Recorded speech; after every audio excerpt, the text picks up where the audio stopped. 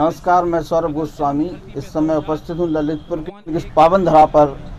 एक ऐसा इतिहास रचा जाने वाला है जो ये कहे कि यहाँ पर एक ऐसा इतिहास घटा जा रहा है जिसमें बुंदेलखंड को लेकर, बुंदेलखंड की परंपराओं को लेकर, बुंदेलखंड की ज़मीनी हकीकत को लेकर कुछ चीज़ें यहाँ पर दर्शाई जाएंगी। उसी को लेकर एक चर्चा का विषय बनाया है और हम लोग उस पर चर्चा करना चाहते हैं। हमारे साथ तो उपस्थित हैं वरिष्ठ समाज सेवी सुनील पटेरिया जी, और पटेरिया जी के माध्यम से आइए जानते हैं कि जो पटेरिया जी इस समय फिल्म निर्माण को लेकर कुछ कार्य कर रहे हैं, तो उसके बाद में जानते हैं कि क्या प्लानिंग है और किस तरीके से आप फिल्म को आगे लेके आएंगे। फिल्म में आप कैसे आए, फिल्म तैयारी करा बनवा रहे हैं आप, फिल्म बुंदेलखंड को लेकर फिल्म बना रहे हैं। एक तो बुंदेलखंड बहुत पिछड़ा हुआ एरिया है और ललितपुर खास तौर से उसमें आता है, तो आपके दिमाग में कैसी आई कि आप फिल्म, आप एक समाजसेवी व्यक्ति हैं, क्या है ये फिल्म का, क्या पूरा रूपरेखा है? जी नमस्कार मित्रों, मैं सुनील पटेरिया गौसेवा मंडल से।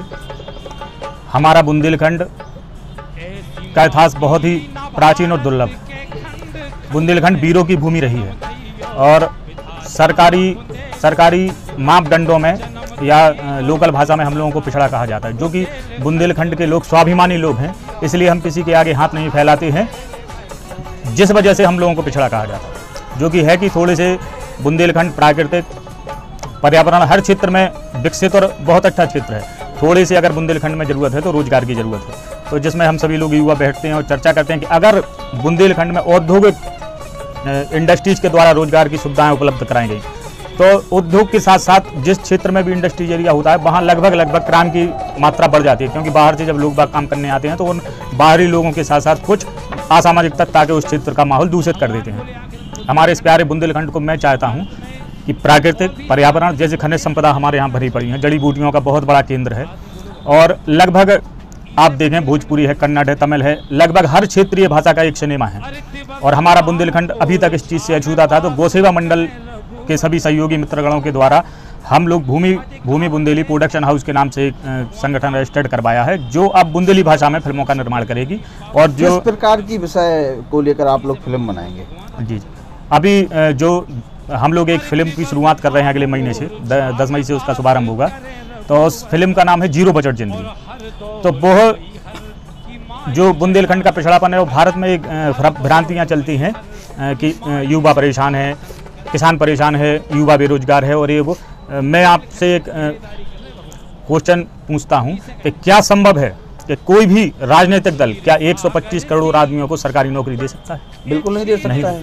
तो आज हमारे यहाँ रोजगार का पैमाना सिर्फ सरकारी नौकरी है। जो व्यक्ति सरकारी नौकरी में है वो रोजगार से है, बाकी जिसके पास सरकारी नौकरी नहीं है वो रोजगार से नहीं है। और जब हम 125 करोड़ लोगों को रोजगार देने में सक्षम नहीं है, तो कुछ आंकड़े हैं, मैं आपको बताता हूँ कि हमारे यहाँ के जो राजनेताओं की भाषा है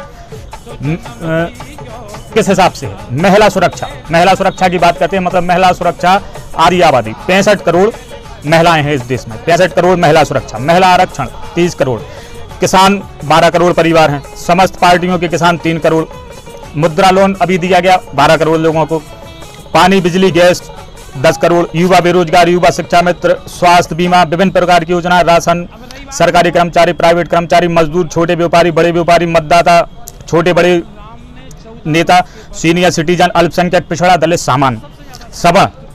ऐसे आप अगर इन विभिन्न चीज़ों के आंकड़े लेंगे तो लगभग 700-800 करोड़ लोगों की योजनाएं बनाती है सरकार।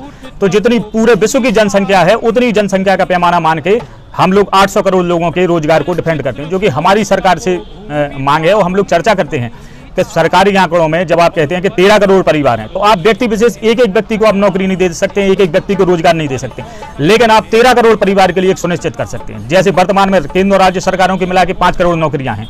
अगर विधिवत आप एक परिवार से नौकरियां दे दें तो 5 करोड़ परिवार सेटलमेंट हो गए। आधार कार्ड, वोटर लिस्ट को आप आधार कार्ड से जोड़ दें तो लगभग 2 करोड़ परिवार खत्म हो जाएंगे। तो अब शेष बचते हैं आपके पास 13 करोड़ परिवार।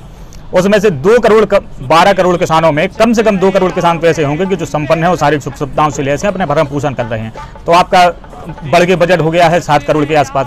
आप छोटे व्यापारियों को छोड़ दो, आप बड़े व्यापारी भी देश में 1 से 1.5 करोड़ के आसपास होंगे। तो मिला के ऐसे 7-8 करोड़ परिवार को अगर आप सिस्टम से एक सेटलमेंट कर दें तो 8 करोड़ लोगों का सेटलमेंट हो जाएगा। अब जो सरकारी योजनाएं बनेगी वो मात्र 3 करोड़ लोगों के लिए। क्या जो ये माना जाए कि आपकी जो फिल्म बन रही है, बना रहे हैं, उन सभी में ये सब आंकड़े सामने आएंगे, ये सब चीजें दर्शाई जाएंगी। इसी पे आधारित है कि जो सरकार, जो 4000 राजनीतिक दल भारत के अंदर हैं, वो हमारी मूल समस्या पे प्रहार नहीं करके, जैसे एक वृक्ष है जो रास्ते में खड़ा है और लोगों को व्यवधान उत्पन्न करता है, तो जो हमारे राजनीतिक दल हैं वो बार बार सत्ता में आके नशे नहीं लगा के उन पत्तों को तोड़ देते हैं और कहते हैं हमने देखो वृक्ष साफ कर दिया, जो कि जो जड़ है वो जब तक हम उस जड़ पे प्रहार नहीं करेंगे वो वृक्ष नहीं गिरेगा। तो आप चूंकि इतना बड़ा संगठन है, आप उसके माध्यम से भी इसको प्रचार प्रसार करके बता सकते हैं आखिर फिल्म में आने का क्या उद्देश्य?